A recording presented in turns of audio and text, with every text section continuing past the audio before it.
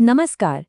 आज के इस विश्लेषण में हम लोग कैंडलस्टिक पैटर्न्स की दुनिया में गोता लगाने वाले हैं, ये समझने के लिए कि एक खामोश बाजार के पीछे जो इशारे छिपे हैं उन्हें आखिर पढ़ा कैसे जाए। तो सबसे पहले ये सवाल कि एक मार्केट जो बोल नहीं सकता उसे पढ़ा कैसे जाए। ट्रेडर्स हर दिन इसी पहेली को सुलझाने की कोशिश करते हैं और जानते हैं इसका जवाब कहाँ है। वो छिपा है चार्ट्स की अपनी एक अलग ही भाषा में। और इसका तरीका है उन पलों को पहचानना जब बाजार हिचकिचाता है और उन पलों को जब वो कोई फैसला लेता है। बस आज का हमारा पूरा विश्लेषण इसी एक आइडिया के इर्द-गिर्द घूमेगा, कंफ्यूजन और कॉन्फिडेंस के बीच का फर्क समझना। चलिए तो शुरू करते हैं। सबसे पहले बात करते हैं उस मोमेंट की जब बाजार खुद कंफ्यूज्ड होता है, जब उसमें एक डाउट होता है। और इस डाउट का, इस संदेह का सबसे बड़ा सिंबल क्या है? वो है डोजी कैंडल। हमारे सोर्स तो इसे कैंडल पैटर्न्स का राजा तक कहते हैं। पर क्यों? क्योंकि ये वो पल है, एक परफेक्ट बैलेंस का पल, जब बायर्स और सेलर्स एक दूसरे से लड़के बिल्कुल बीच में अटक जाते हैं, कोई भी नहीं जीत रहा होता। और देखिए, ये इमेज सीधे हमारे सोर्स नोट से उठाई गई है। कमाल की बात है ना कि कैसे एक इतना सिंपल सा सिंबल बाजार के अंदर चल रहे एक इतने कॉम्प्लेक्स बैटल को दिखा सकता है। इसको ऐसे समझिए जैसे रस्साकशी का खेल चल रहा हो। बायर्स कीमत को ऊपर खींचना चाह रहे हैं और सेलर्स उसे नीचे धकेल रहे हैं, और जब दोनों की ताकत एकदम बराबर हो तो नतीजा क्या होता है? एक ड्रॉ। बस यही ड्रॉ हमें चार्ट पर एक डोजी कैंडल बनकर दिखता है। लेकिन रुकिए, सारी डोजी एक जैसी नहीं होती। इसके भी कई अलग अलग रूप हैं और हर रूप कुछ अलग ही कहानी सुनाता है। तो चलिए इसके परिवार से मिलते हैं। सबसे पहले लॉन्ग लेग्ड डोजी। इसकी लंबी विक्स या बत्तियां क्या बताती हैं? ये बताती हैं कि दिन भर मार्केट में भयानक उठापटक मची रही। बायर्स ने भी पूरा जोर लगाया, सेलर्स ने भी, लेकिन आखिर में नतीजा सिफर। ये मार्केट में एक जबरदस्त कंफ्यूजन का सिग्नल है। अगला है ग्रेवस्टोन डोजी। इसके शेप को देखिए, एक लंबी ऊपरी विक। ये क्या कहानी सुना रही है? ये बता रही है कि बायर्स ने कीमत को ऊपर ले जाने की पूरी कोशिश की, लेकिन सेलर्स ने उन्हें बुरी तरह रिजेक्ट कर दिया और कीमत को खींचकर वापस नीचे ले आए। ये सेलर्स के दबदबे यानी सप्लाई प्रेशर का एक साफ साफ इशारा है।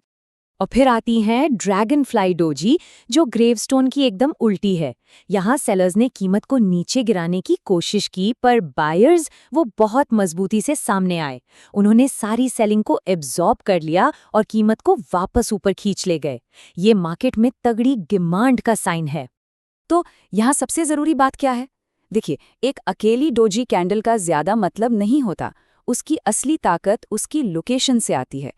अगर कोई डोजी चार्ट के बीच में कहीं भी बन जाए तो वो बस एक नॉइज है, लेकिन अगर वही डोजी सपोर्ट, रेजिस्टेंस या पिछले दिन के हाई या लो जैसे किसी खास लेवल पर बनती है, तब उसकी वैल्यू कई गुना बढ़ जाती है। चलिए अब एक बहुत ही मज़ेदार और थोड़ी एडवांस्ड बात करते हैं, एक ऐसी कैंडल की जिसे हमारे सोर्स ने नाम दिया है छलिया, यानी धोखा देने वाली कैंडल। ये लाइन सीधे हमारे सोर्स से ली गई है। ये उस जाल के बारे में है जो मार्केट कभी कभी बिछाता है। एक ऐसा पैटर्न जो दिखता कुछ और है पर करता बिल्कुल उल्टा है, और इसका मकसद खासकर रिटेल ट्रेडर्स को फंसाना। तो ये जाल काम कैसे करता है? जरा सोचिए। एक ग्रेवस्टोन डोजी, जो कि आमतौर पर एक मंदी का सिग्नल है, वो टॉप पर नहीं बल्कि चार्ट के एकदम बॉटम पर सपोर्ट के पास बन रही है। अब इसे देखकर रिटेल ट्रेडर्स क्या करेंगे? वो बेचने के लिए कूद पड़ेंगे, ये सोचकर कि मार्केट और गिरेगा। और जैसे ही वो अपना सेल ऑर्डर डालते हैं, ठीक उसी पल मार्केट यू टर्न लेता है और रॉकेट की तरह ऊपर भाग जाता है, और सारे के सारे सेलर्स वहीं फंस जाते हैं। इसी धोखे की वजह से इसका नाम है छलिया। और हाँ, ये याद रखना जरूरी है कि ये धोखा दोनों तरफ हो सकता है। बिल्कुल इसी तरह एक ड्रैगन फ्लाई डोजी, जो कि एक बुलिश यानी तेजी का सिग्नल है, अगर वो रेजिस्टेंस पर बन जाए तो वो बायर्स को फंसाने का काम कर सकती है। तो ठीक है, मार्केट का कंफ्यूजन यानी डोजी तो हमने समझ लिया। अब कहानी को आगे बढ़ाते हैं और बात करते हैं मार्केट के पूरे कॉन्फिडेंस की, उसके पावर प्ले की, जिसे हम बिग बार कहते हैं। बिग बार कैंडल डोजी का एकदम ऑपोजिट है। जहां डोजी कंफ्यूजन दिखाती है, वहीं बिग बार दिखाता है टोटल क्लैरिटी और पावर। इसकी लंबी बॉडी और ना के बराबर विक, ये चीख चीख कर कहती है कि एक साइड या तो बायर्स या फिर सेलर्स पूरी तरह से कंट्रोल में है, कोई कंफ्यूजन नहीं। और यहाँ भी एक और झलक हमारे सोर्स नोट्स की। ये बिग बार के पीछे की पूरी फिलॉसफी को एकदम साफ कर देता है। एक लंबी बॉडी मतलब पूरा कॉन्फिडेंस, और मिनिमल विक मतलब ना के बराबर ऑपोजिशन। अब इस बिग बार से जुड़ा एक बहुत ही जरूरी कॉन्सेप्ट है और वो इस एक नंबर के इर्द गिर्द घूमता है, 50%।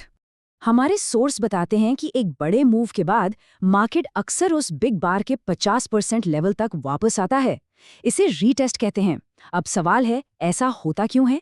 क्योंकि मार्केट एक फेयर प्राइस खोजने की कोशिश करता है, और जो स्मार्ट मनी होती है ना, वो अक्सर इसी रीटेस्ट का इंतजार करती है अपनी एंट्री बनाने के लिए।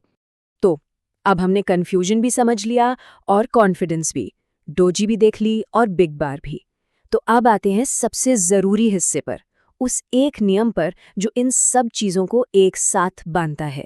और ये है सबसे बड़ा नियम। याद रखिए, एक अकेली कैंडल, चाहे वो डोजी हो या कोई भी, वो सिर्फ एक सिग्नल है, ट्रेड लेने का कमांड नहीं। असली कहानी, असली कंफर्मेशन तो अगली कैंडल देती है। वही बताती है कि उस कंफ्यूजन के बाद आखिर कंट्रोल किसने हासिल किया है। ये जो एनालॉजी है ना, ये इसे बिल्कुल परफेक्ट तरीके से समझाती है। जैसे कोई भी तैराकी सीखने के लिए सीधे नदी या समुद्र में नहीं कूद जाता, है ना? वैसे ही ट्रेडिंग में बिना कंफर्मेशन के कूदना बहुत बड़ा रिस्क है। धैर्य और कंफर्मेशन, यही दो चीजें हैं जो सक्सेस के चांस को बढ़ाती हैं। और अब इस चर्चा को एक आखिरी सवाल पर छोड़ते हैं। ये सारे पैटर्न्स और नियम जान लेने के बाद असली टेकअवे क्या है? क्या ट्रेडिंग का मकसद भविष्य को पक्के तौर पर जानना है, या फिर ये सीखना है कि संभावनाओं को अपने फेवर में कैसे झुकाया जाए? इस पर विचार करना बहुत जरूरी है।